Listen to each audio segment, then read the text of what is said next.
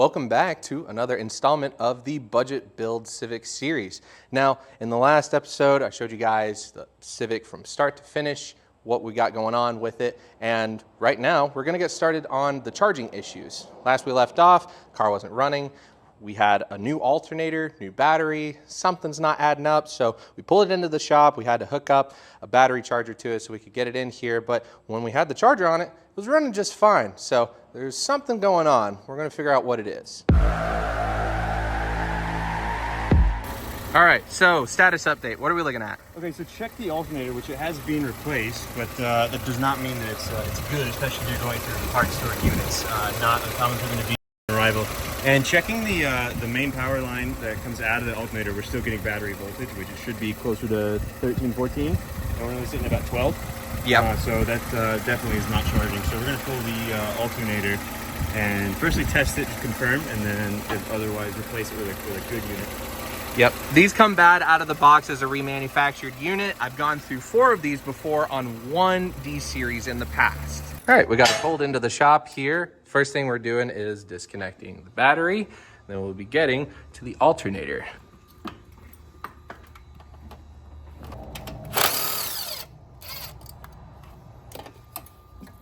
Bracket out of the way.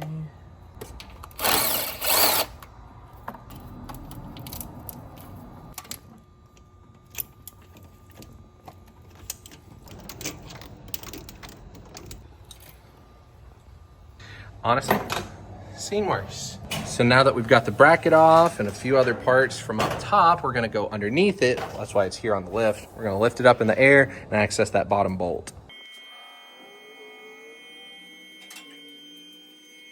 About slow as Christmas, ain't she? A little bit, yeah. It's all good though. I just love it's all OEM. Like all the panels are OEM. Yes, OEM, OEM, OEM. OEM, even the hubcaps. I paid a pretty penny for these for a friend of mine's project that we were working on. It was the Orthia. It was the Orthia that you had sold him. We ended up buying some of these caps. These are like incredibly expensive when you do find them. It's unreal. You wouldn't think. At one point you couldn't give them away. Yeah, I remember like building a Civic 12 years ago. I threw away a set of these because I couldn't sell them for anything. And now they're like $100+ a set. It's unreal. Now that we're underneath the car, yes, we did get it for $700. Lower ball joints, they've seen better days.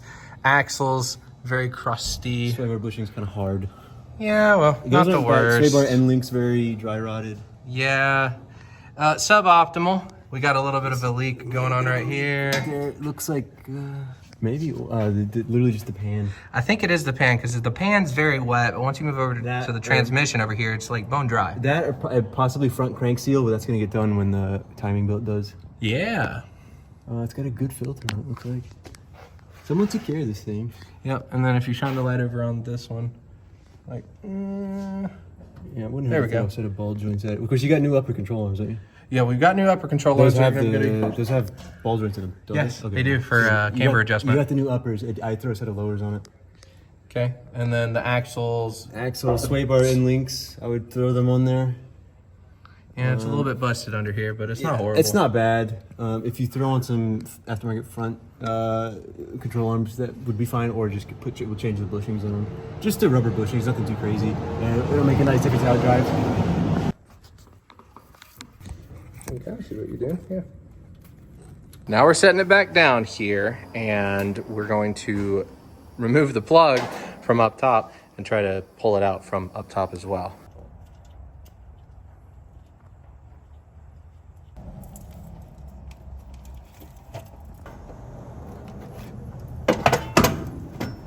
Update, we are having to remove the motor mount from over here so we can lift up the engine just enough to slide the alternator up through here. You just have to laugh about this. So we are now underneath it, rejacking up the motor because the alternator got jammed in there as we lifted it and the engine sat back down. So now we've got this in the pan, some water and a little bit of oil. It's just simmering there. We're gonna release the tension off of this so we can try pulling it out from the bottom now. And just like that, we've got it out. It came out through the bottom. We had to peel this back a little bit here, Bushy's out. We're gonna take it to the store and get it tested, see what we got going on. 2 hours later. So, update. This guy. Ended up being a pretty simple issue here. We spent, Adrian, how many hours did we spend doing this? Solid 2. 2 hours at minimum. We thought it was the alternator, ended up not being the alternator. And then we had to drop the engine, raise the engine, fiddle with the engine to try to get it to come out of the engine bay. If it were a different intake manifold, we would have had a much easier time, but it's a Y7 manifold, so we had to go out from the bottom. At least we confirmed the alternator's good. Alternator's good, battery's good. Grounds were a little iffy, we cleaned them up a little bit. So what ended up being the problem? Well, I have it here in my hand. It's this little fuse. This, my friends, is the alternator fuse. It sits in the cabin right next to the driver, next to the column, and it was blown. I pulled it. I've had this issue before on Civics in the past, and it ended up being the issue. So, you know, what do you think of this? Like, what, maybe 10, 15 cents for that fuse? Yeah, you get a pack of them for a couple bucks. So we ended up fixing this thing for, like, nothing. Yeah, now it charges. Well, at least the charging issue is solved, but now we're going to start tackling some other issues. You know, Yeah. It's drivable and it drives good, but definitely lacking on some maintenance and just kind of getting it back up to snuff. As mentioned in the previous video, we've got a new water pump that's on the way, timing belt. Just want to make sure that we do everything we possibly can to ensure that this thing's going to run solid and smooth for hundreds of thousands of miles to come. But if you guys enjoyed the video, definitely leave a like and consider subscribing and comment down below what your favorite part of us fiddling with this engine bay was here today. Take care. We'll see you in the next one. Thanks. Later. Right on time for the truck to come by, huh?